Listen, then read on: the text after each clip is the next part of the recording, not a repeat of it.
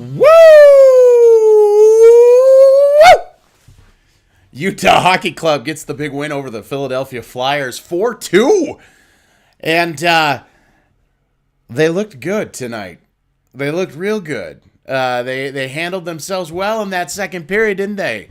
And in the shorty in the third was great and just holding their own through that first period.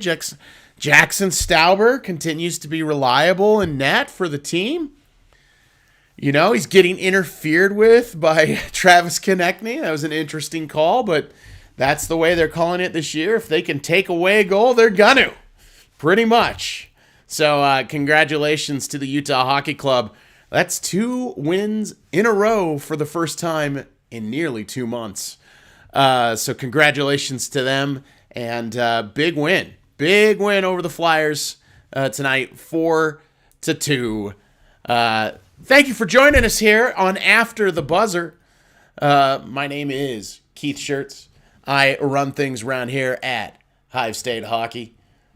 Former play-by-play man for BYU Hockey and for Utah Valley University. And love talking Utah Hockey Club. So if you're a Utah Hockey Club fan, welcome. You belong here. If this is your first time, we're very welcome to have you here. Very excited to see you. If you're back again, like my guy Car Wash Channel, the stalwart of After the Buzzer, if you, like him, are back once again, you can be congratulated on exceedingly fine taste.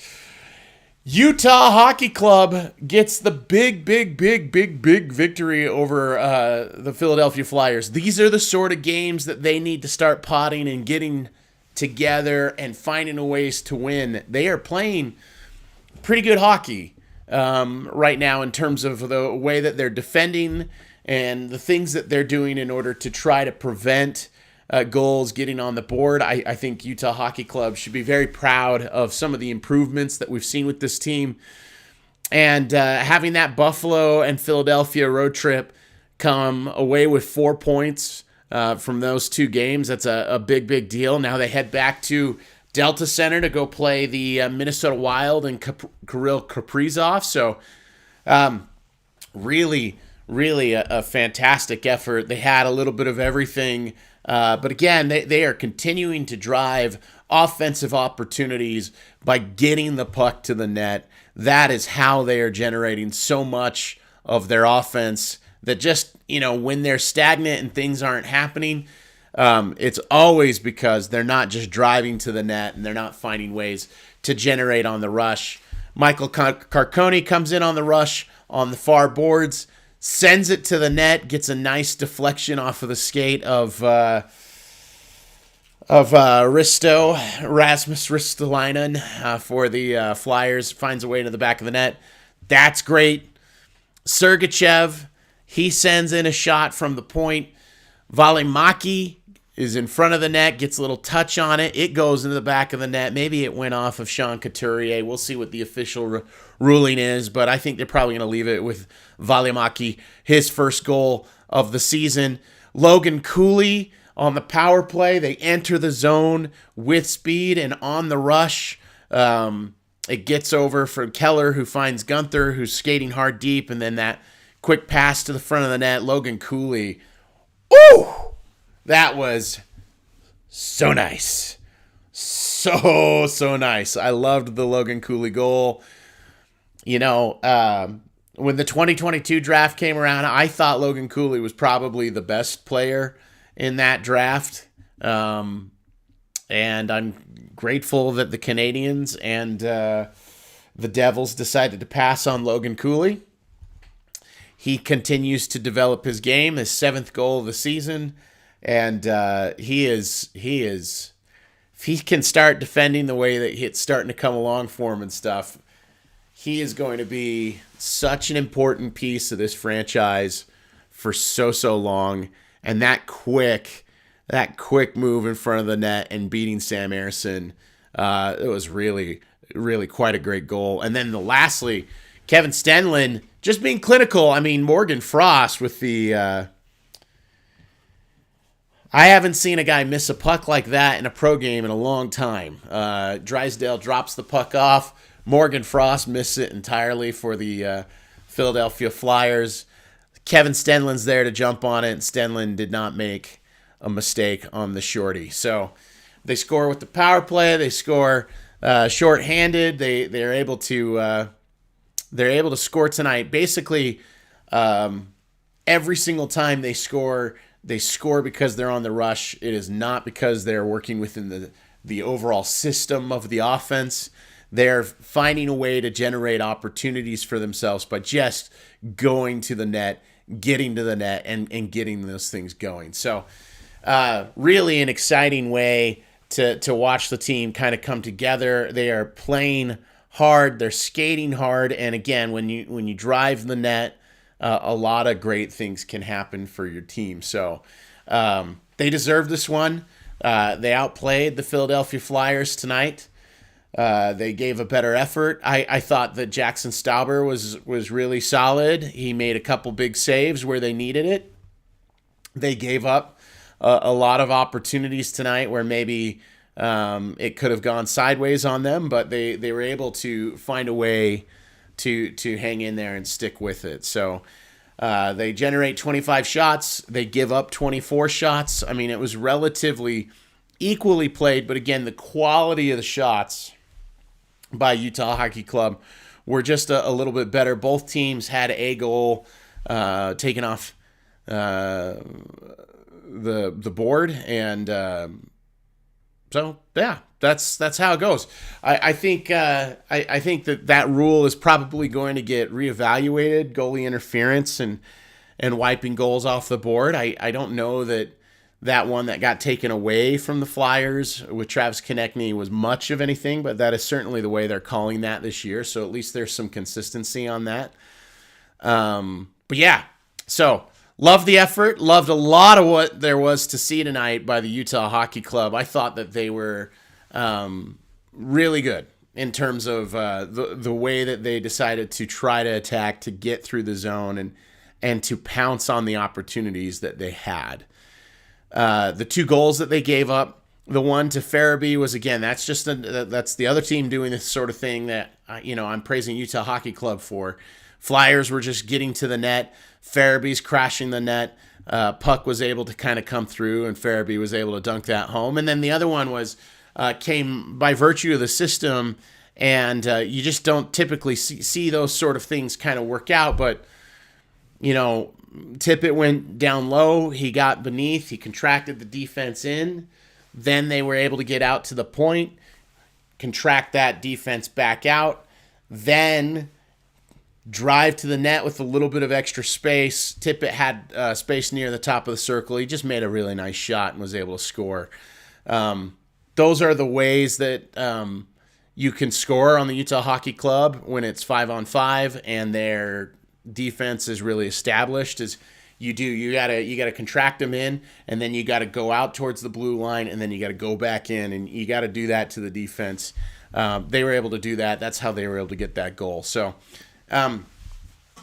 loved seeing the effort tonight by Utah Hockey Club. I was really impressed with a lot of the development that we saw, and seeing them find a way to get goals again. That line, the Cooley, McBain, Gunther line continues to be the best line on this team. It is interesting to see the top line be Hayton and Schmaltz and Keller, and the difficulty that line is having at this point in generating A+ opportunities. It's best on best. The top line is usually playing against the other team's top players. It'll be interesting to see if other teams start to make an adjustment and throw their top line at the Cooley, Gunther, McBain line. If they do that, then there's a really good chance that the Schmaltz, Hayton, Keller line, gets to shake out and get loose and get better opportunities as well. So it'll be an interesting thing to see those matchups progress as the next few games go along. I would predict that other teams are going to start treating the Cooley, Gunther, and McBain line as the top line for Utah Hockey Club. Do things to try to neutralize that line, put a little more focus on that. While you respect what Clayton Keller can do, you respect what Nick Schmaltz can do, you respect what Barrett Hayton's able to do. That group at this point is not necessarily getting beat. They're not giving up great opportunities, but they aren't really generating great opportunities.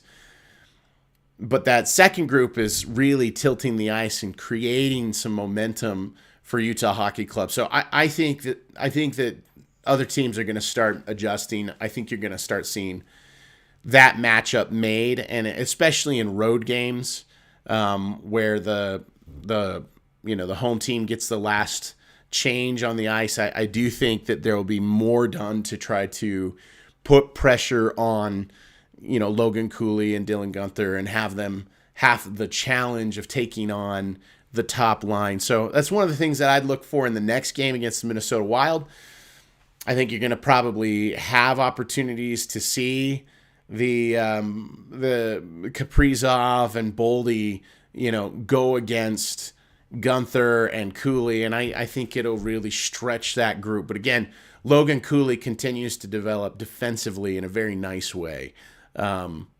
If the defense comes along for Cooley and he becomes one of the top defensive forwards in hockey, again, that's one of those things where it's like, this is going to be awesome to have him in town for like the next 10 years.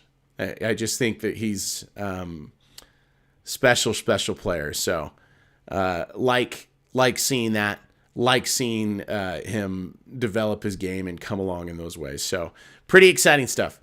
Pretty fun to watch Utah Hockey Club, make those things. I did it last video. I got a couple nice messages from people saying that they liked it. So we're going to try it again. We're going to do some video breakdown real quick. Here's the first goal of the game. Michael Carcone, who continues to be a menace on the fourth line. The fourth line for Utah Hockey Club is a real advantage right now between what Stenlin and Kerfoot and Carcone are putting together. I mean, it has made it very easy in terms of roster decisions for Andre Tourné behind the bench. I know that there's a lot of people who like spicy tuna. They want to see Liam O'Brien, but Michael Carcone is playing hockey right now at a level that just makes it very difficult to decide to not put him on the ice.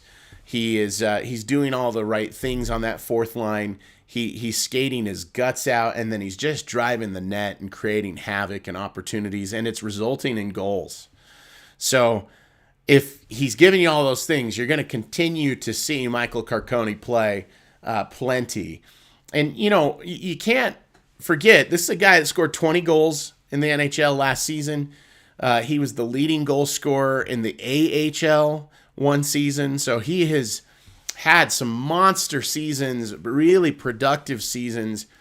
Being the top minor league goal scorer for a season is a big deal. Getting to 20 goals in the NHL is a great mark for any player. And to do it with fourth line minutes the way Carcone did last year, it's pretty impressive.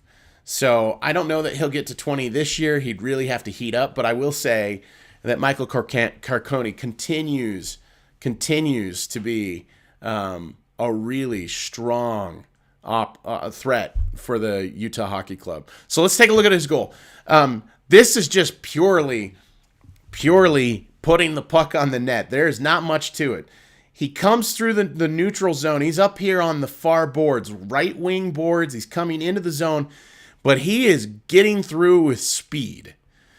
And that's the important part here. He's coming into the zone with speed, and when he comes in with that speed, he's got Emil Andre defending him, but he's ahead of him. Andre's playing catch-up. He's just playing catch-up the whole time.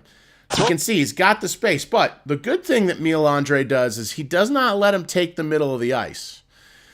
Carcone then is just stuck. So what he does is from that side, he's going to backhand it to the middle and try to find Kerfoot. He doesn't have a lot of options.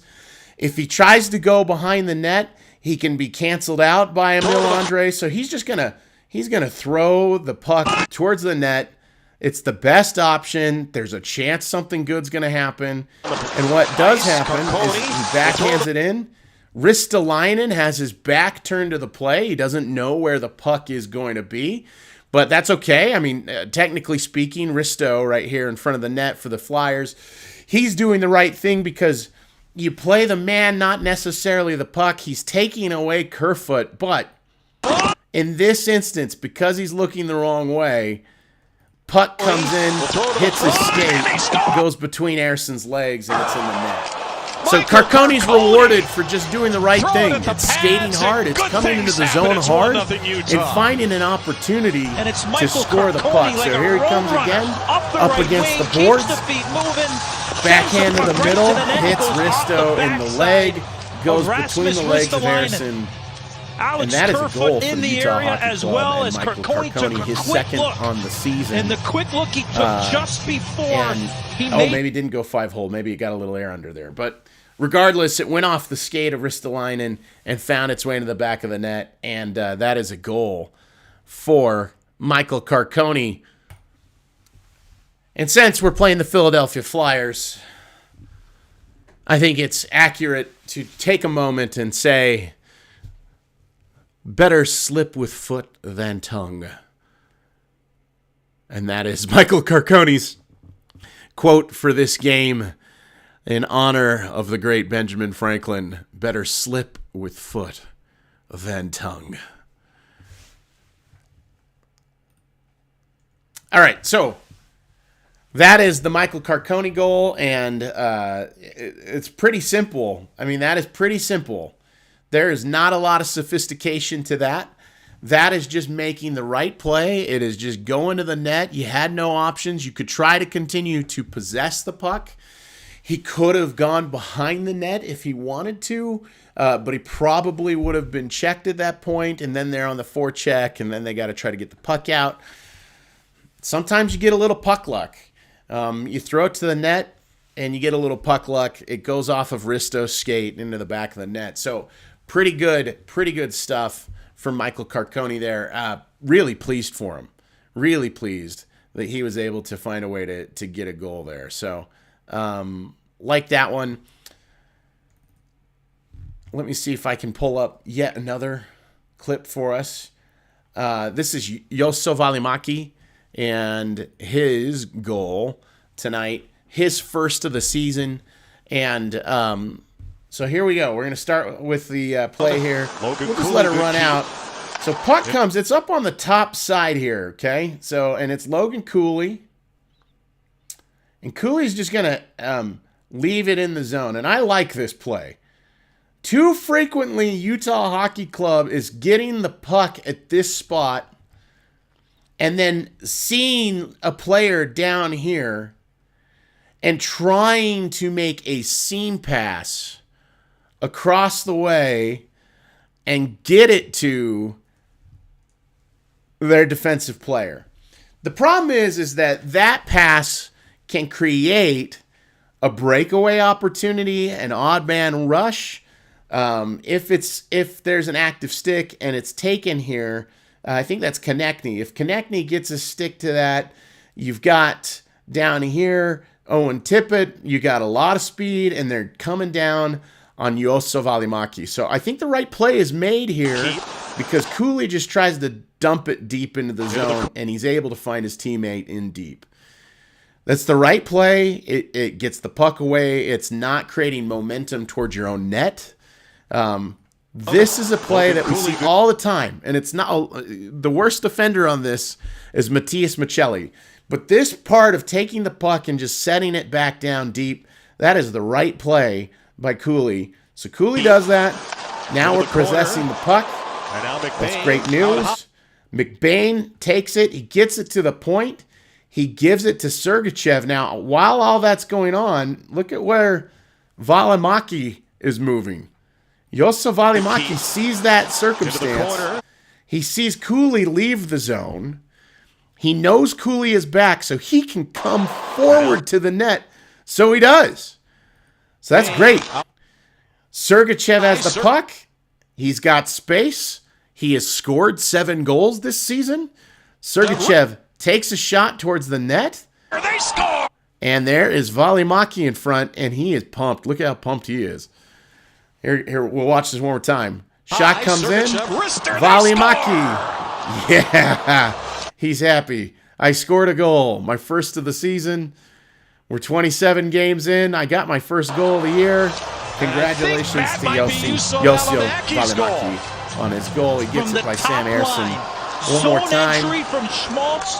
The push Schmaltz from Keller swings it around the board. Battle, and then out of nowhere, here comes Clayton Keller. We're going to continue to work. There's Keller. Getting possession, hanging on to it. Are they showing us the wrong part? Anyway, yes, they were showing us the wrong part. All right, so that's the broadcast error.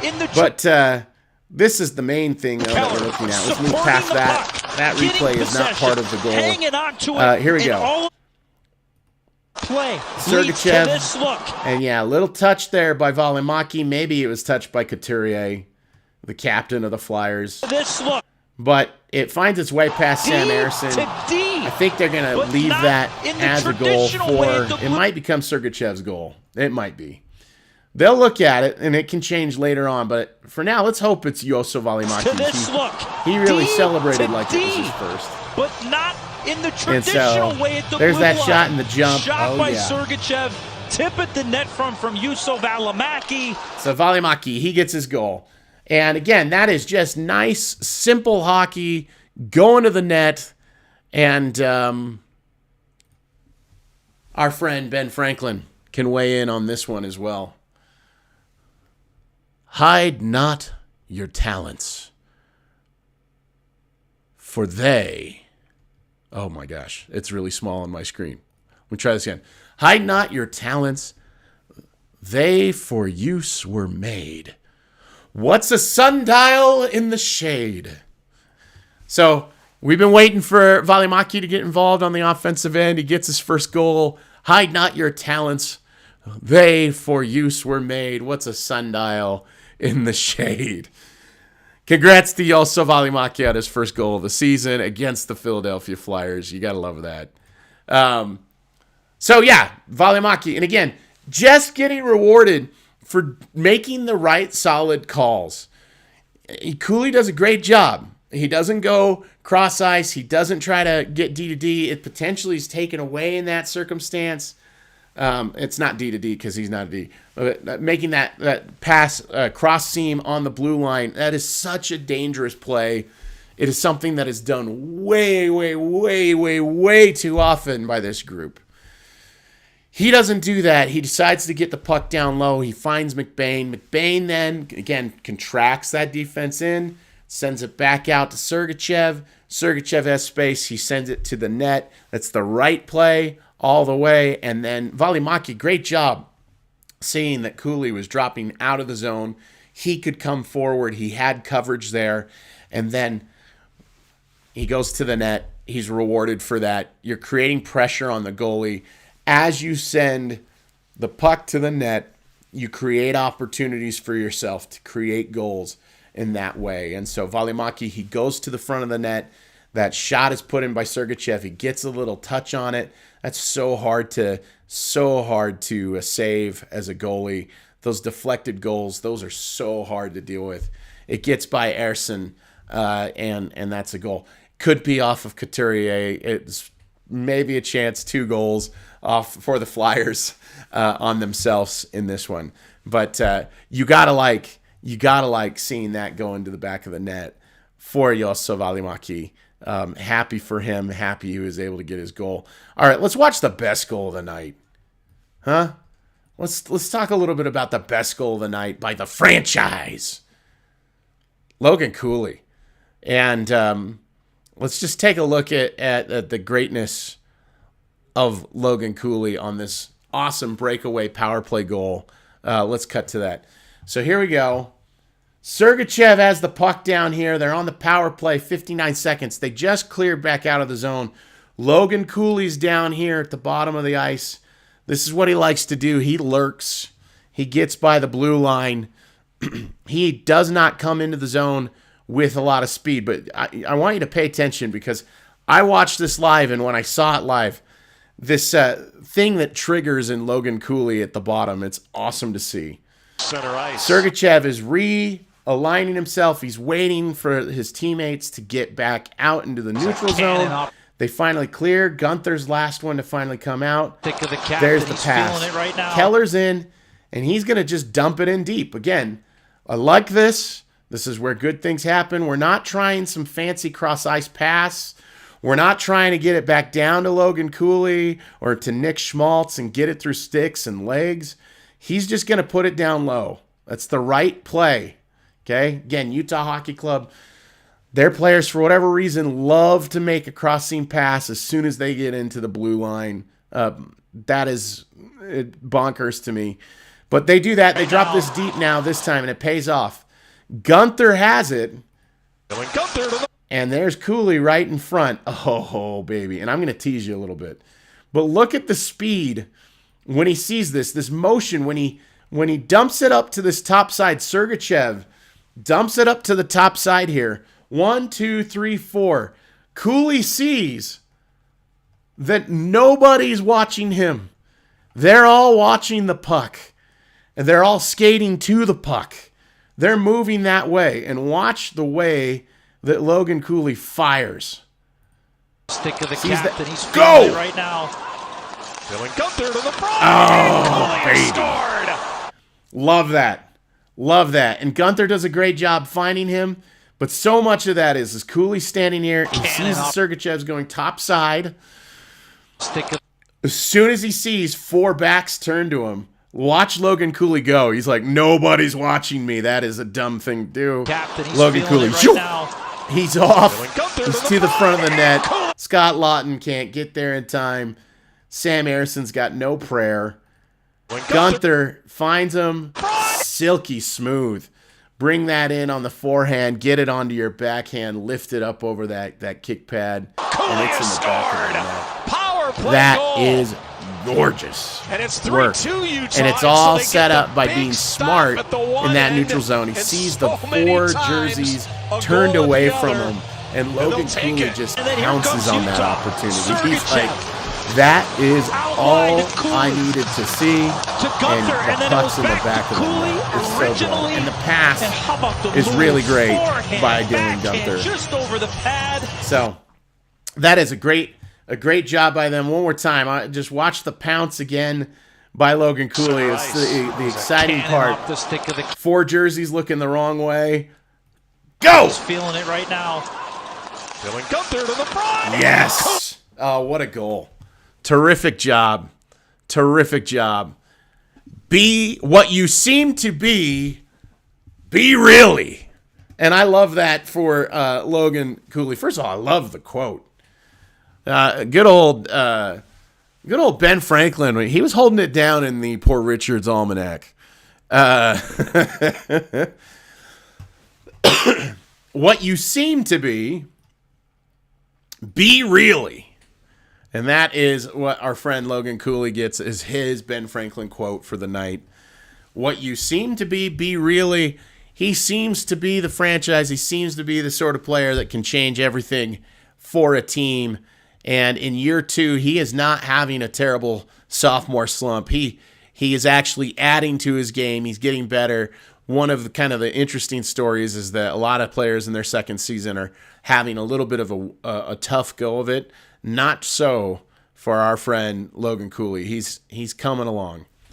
As the season goes on more and more, the better he seems to play. So, Logan Cooley, what you seem to be really. I love it. I love it. Love seeing Logan Cooley continue to develop his game, and that finish against Sam Harrison, it's so good. So, and frankly, I love seeing that on the power play.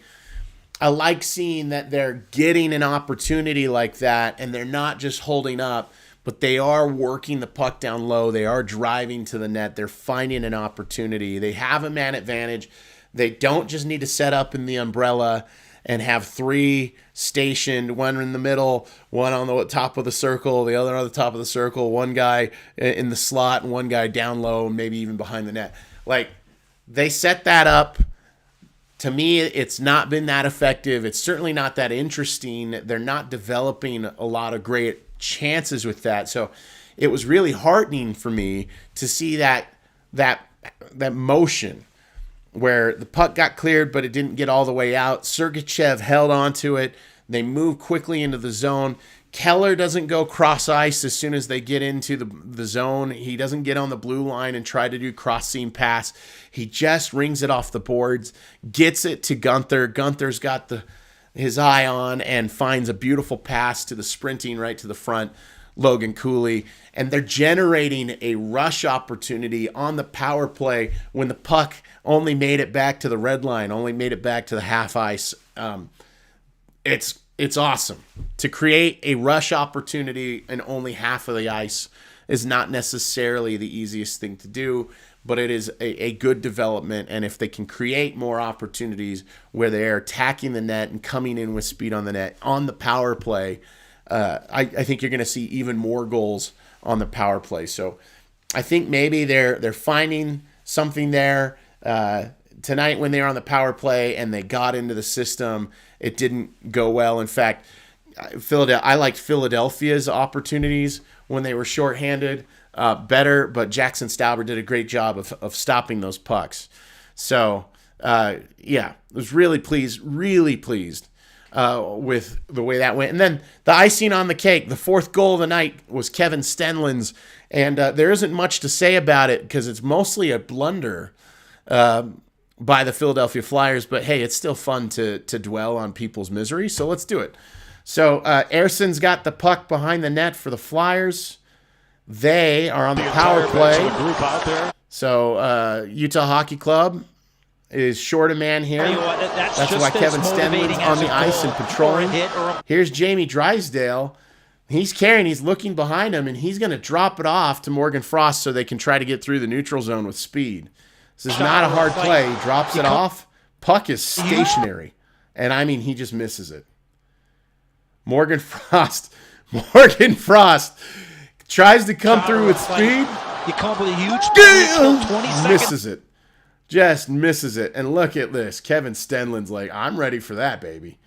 That's great. So he's there. He's trying to force. Kevin Stenlin's just trying to force them to go to the left or the right. They don't want them to come right through the middle of the ice and enter the zone right in the middle. So he's making him choose a side through the neutral zone. That's all he's trying to do there. And when Frost missed that, Stenlin steps forward. He shoots. He scores. Kevin Stenlin. Awesome. Look at this. They gave it to me. That was easy. A shorty. Yeah. Logan Cooley's like, can you believe that? He missed the puck. Oh, man. Oh, baby. I wouldn't do that. I hope he doesn't do that. That's karma, probably.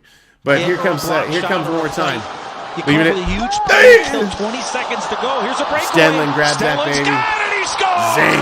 Kevin Stenlin. Great goal. Big smiles all around. 82-92. Yucking it up. Isn't it fun when you're scoring goals, when you're short a man and putting away the Philadelphia Flyers in the first ever matchup between the two teams? So it was a great finish by Stenlin. Let's see what and Utah's double. If there's a reverse angle. It's Kevin Stenlin. Yeah, I missed it. Morgan Frost. I'm going to try to hook. Not only, did you see that? So he missed, not only does he miss the puck, Morgan Frost missed the puck. It's Kevin Stenlin. Now he's like, well, let me see if I can hook this guy. And he can't even do that. It's a good goal by Kevin Stenlin, and good finish. It's his 3rd of the season, and we love seeing that. Look before, or you'll find yourself behind. And that is Kevin Stenlin's ominous warning to Morgan Frost. Look before, or you'll find yourself behind. You got to love that. You got to love Old Poor Richard's Almanac bringing the noise again from our man Benny Frank. He is just bringing the noise, and there is Kevin Stenlin being the physical embodiment of look before, or you'll find yourself behind. And when Morgan Frost misses that puck, he benefits from it greatly. So there it is. There is the 4 goals by Utah Hockey Club, and also Ben Franklin's wisdom in relation to it. So Ben Franklin breaking down the game between the Utah Hockey Club and the Philadelphia Flyers tonight. You got to love that. You have to love that.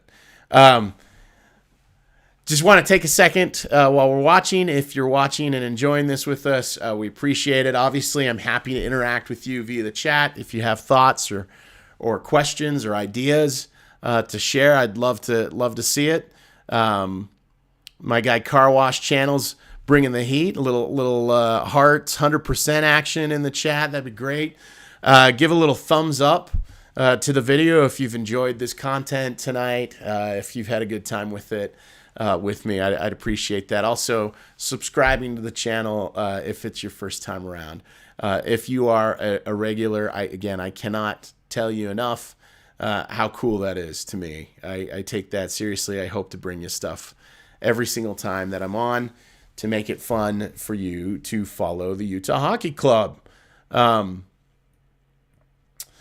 So teams playing well right now. They are really playing defense. They are not giving up the sort of shots that they were earlier in the season. And then offensively, the biggest thing is that they are generating offense with shots that have a better opportunity to go in, and it's not so reliant on having a tic-tac-toe play and then a score.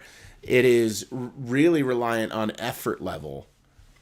And right now, if you can combine the skill and the ability of these players with the sort of effort of just, the good, solid hockey of not making passes as soon as you come across the blue line, cross ice all the time, working the puck low, getting it back out, contracting the defense, expanding the defense, finding the empty space, getting shots to the net, driving in it, get your blade down on the ice, provide a target, get some puck luck, have it go off the other team's skate into the back of the net. Like, all of those things are things that you can do every single game, and it doesn't matter whether or not you feel like you have good mojo or not. It can just be something that you can generate all the time. It's one of the big advancements and moves forward we've seen. And it's something that Minnesota will want to get Utah into trouble with, and get Utah kind of overthinking and trying to create, Sports Center highlights, so that they can have a great, Instagram clip. And the reality is a great Instagram clip was created tonight for Logan Cooley, and it didn't come by virtue of looking for anything special. It just came because he was given space, because he skated hard, because he was disciplined and didn't shade to the puck. He stayed on that far board. He skated hard when he saw those 4 jerseys turned away from him. It really created a great chance for him to go to the net and to get a great goal. And so, yeah, it was awesome. Awesome goal. That might be the goal of the season so far in terms of just beautiful, beautiful play. So, loved seeing Logan Cooley execute on that. Love seeing that he's on our squad and that we've got him on this team. It'll be very fascinating to see what his contract negotiations look like in a couple seasons. If it's anything like they did with Dylan Guenther, they may look to do that extension in this offseason. Now, I've been incredibly positive and happy for 45 minutes with this team. I think we just have to continue to harp on that third line continues to be a confusing line. It is not a great checking line. They are not changing the momentum of these games. Lawson Krause, Matthias Michelli, Nick Bukestad is it's a strange fit, strange combination. I don't think Lawson Krause has had a very good season. Michelli this season has been really bad when he's been on the third or fourth line, but when he got put where McBain is and he gets to play with Cooley and Gunther, obviously it went a lot better for Matthias Michelli, but not necessarily for Gunther and for Cooley. So I don't know where Matthias Michelli fits. I don't know what we're getting from that third line right now. Certainly we're not getting goals. We're not getting really opportunities or good shots on net.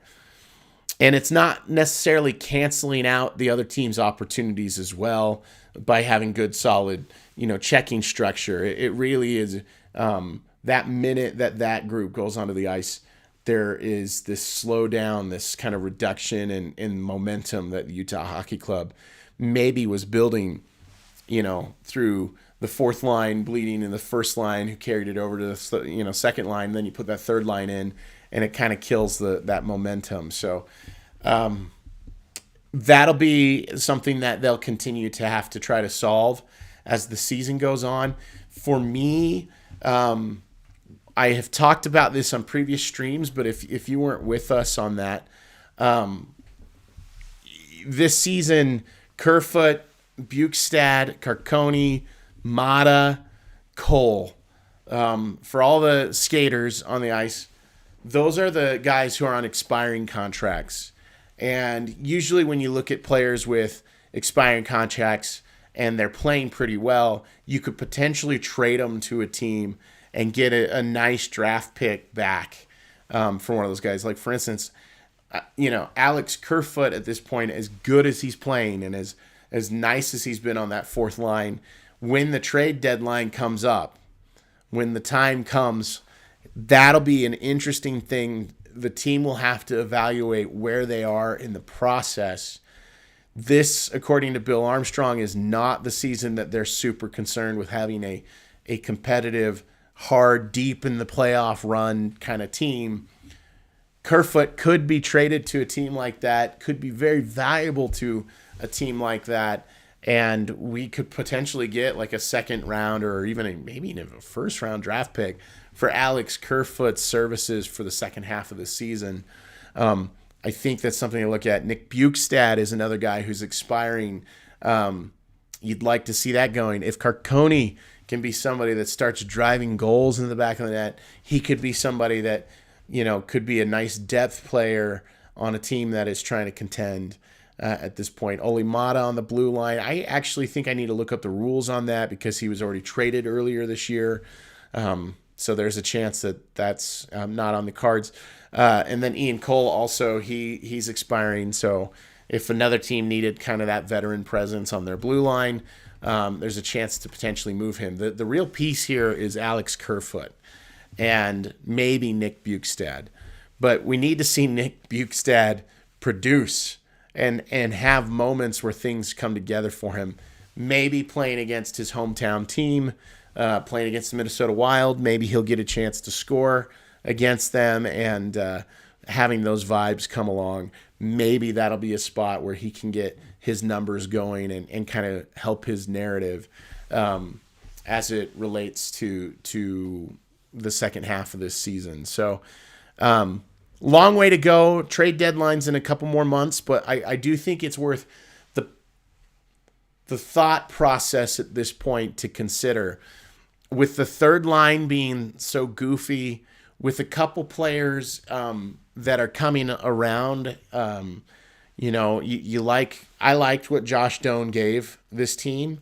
I think that you could bring him back up and he could fill in for a lot of the things that you're going to see on that fourth line, and maybe play the second half of the season following a trade or something like that.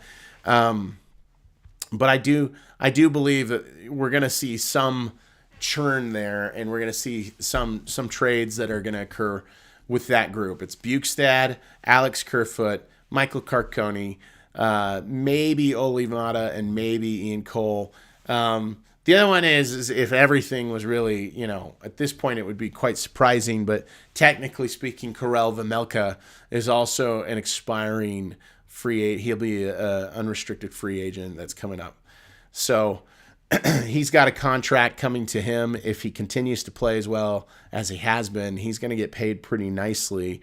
And the question will be, are you wanting to invest in Karel Vejmelka? Or if you could make a trade with, another team that's looking at a playoff push that wants to shore up their net, maybe they look at Karel Vejmelka as a good opportunity to add depth to their goalie group. So, so we'll see. We'll see. Third line has got to improve. It's got to be better checking. It's got to be better at controlling the game and then creating opportunities going to the net. So that's all of the things that we're taking a look at as it relates to this team as the season goes along. But again, 4-2 over the Flyers, 2-game road trip. You win both of those games. You're coming back. You got the Minnesota Wild. You got a winning streak for the first time in 2 months, nearly. It's a good thing. It's a good thing to get a win like this and to deserve it and to do the things that symbolize winning hockey. So, again, congratulations to the Utah Hockey Club. It was really fun to watch them get that done, and I hope you've enjoyed tonight's stream. Again, if you can give us the thumbs up on the video, we appreciate that. Tell your friends about the broadcast. And let's get more of us around and get to know each other a little bit. Maybe, create a Discord. I don't know. I don't know what this thing is going to be yet, but it's fun to do it. And I hope you enjoyed being here with me. Again, appreciate you hanging out. It's an honor. And I hope you have a great evening and get ready for another good week at your jobs. Okay, we'll see you soon.